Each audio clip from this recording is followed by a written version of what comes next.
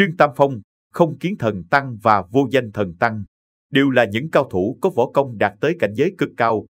Ai trong số họ là người mạnh nhất? Một, cao thủ xuất thân từ Thiếu Lâm.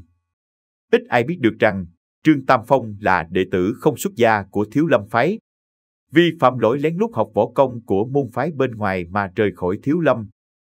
Nhờ được Giác Viễn Đại Sư truyền cho bí kíp Cửu Dương Thần Công cùng với việc lĩnh hội được triết lý của đạo gia, Trương Tam Phong đã sáng tạo ra Thái Cực Quyền và Thái Cực Kiếm, đồng thời trở thành cao thủ vô địch thiên hạ. Không chỉ có Trương Tam Phong, Vô Danh Thần Tăng trong Thiên Long Bát Bộ, Không Kiến Thần Tăng trong Ỷ Thiên Đồ Long Ký đều là những cao thủ hàng đầu khiến giang hồ kính nể. Họ đều là những người xuất thân từ môn phái Thiếu Lâm. Vậy trong số họ ai là mạnh hơn? Hãy cùng so sánh. Phương Kỷ truyện chép rằng Trương Tam Phong sau khi sáng tạo Thái Cực Quyền, có thể đánh bại hơn trăm người chỉ với một cú đấm. Theo dữ liệu này, Trương Tam Phong quả thực là một cao nhân có võ công vô cùng lợi hại. Không Kiến Thần Tăng được Kim Mao Sư Vương Tà Tốn nhắc tới. Trong Ỷ Thiên Đồ Long Ký là phương trượng của Thiếu Lâm Tự.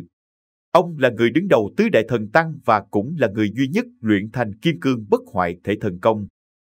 Vì để hóa giải thù hận của học trò và Tà Tốn, lão tăng này đã cam tâm chịu 13 quyền thất thương mà không đánh lại.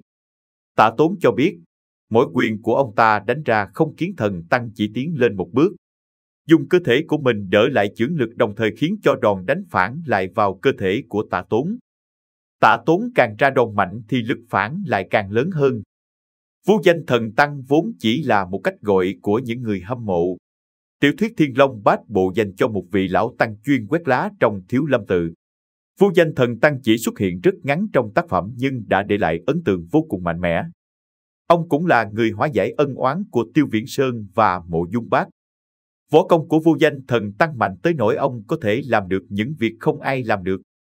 Chỉ với một chưởng đã đánh gục Mộ Dung Bác và thêm một chưởng nữa khiến Tiêu Viễn Sơn hồn lìa khỏi xác.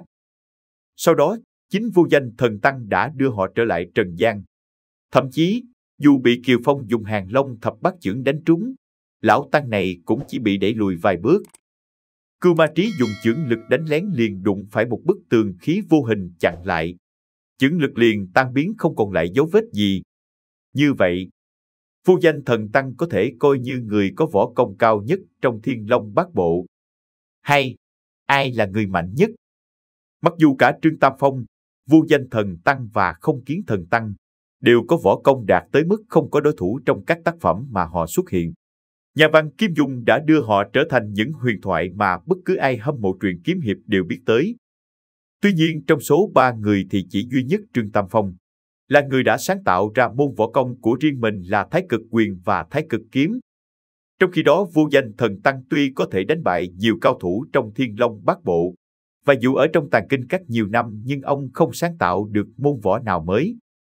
Không Kiến Thần Tăng nổi tiếng với kim cương bất hoại thể thần công, khiến cho cơ thể cứng như tường đồng vách sắt, đau thương bất nhập, không ai có thể đả thương. Thế nhưng bản thân Không Kiến Thần Tăng cũng giống như Vô Danh Thần Tăng, ông không sáng tạo được môn võ công nào của riêng mình.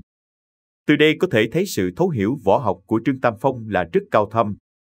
Hơn nữa, trong một bài phỏng vấn vào năm 1994, nhà văn Kim Dung đã đưa ra đáp án cho câu hỏi trong các tác phẩm của mình, ai mới là nhân vật có võ công cao nhất? Theo Kim Dung, người đó là Trương Tam Phong.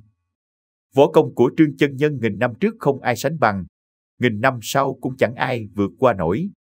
Đây cũng chính là lời khẳng định của nhà văn về nhân vật có võ công cao nhất trong các tác phẩm của mình. Ngoài ra, tác giả cũng từng nói rằng Trương Tam Phong tinh thông võ công thiên hạ, luyện được cả nhu cương, âm dương, sáng tạo ra môn võ Thái Cực Quyền và Thái Cực Kiếm lấy nhu chế cương, hiểu đạo lý trời đất. Câu nói cũng chính là thêm một lần nữa chứng minh rằng nhà văn Kim Dung muốn đưa Trương Tam Phong lên một cảnh giới cao nhất của võ thuật so với các cao thủ võ lâm khác. Qua đây, ta có thể khẳng định Trương Tam Phong là người mạnh hơn cả Vô Danh Thần Tăng và Không Kiến Thần Tăng. Video của chúng tôi đến đây là kết thúc. Cảm ơn tất cả các bạn đã quan tâm tới xe hay V88 và theo dõi video của chúng tôi. Đừng quên like, share và đăng ký kênh nhé. Đặc biệt đừng quên bật chuông để theo dõi những video nhanh nhất. Một lần nữa xin cảm ơn tất cả các bạn.